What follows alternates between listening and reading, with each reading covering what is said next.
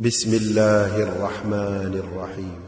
اقرأ باسم ربك الذي خلق خلق الإنسان من علق اقرأ وربك الأكرم الذي علم بالقلم علم الإنسان ما لم يعلم كلا إن الإنسان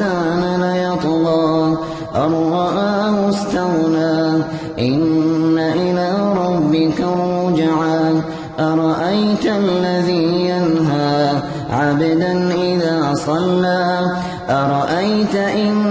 كان على الهدى أو أمر بالتقوى أرأيت إن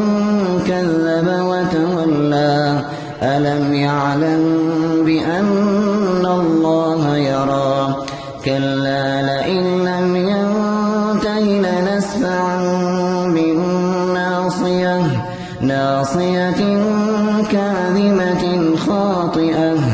فليدع ناديه سندع الزبانية كلا لا تطعه واسجد واقترب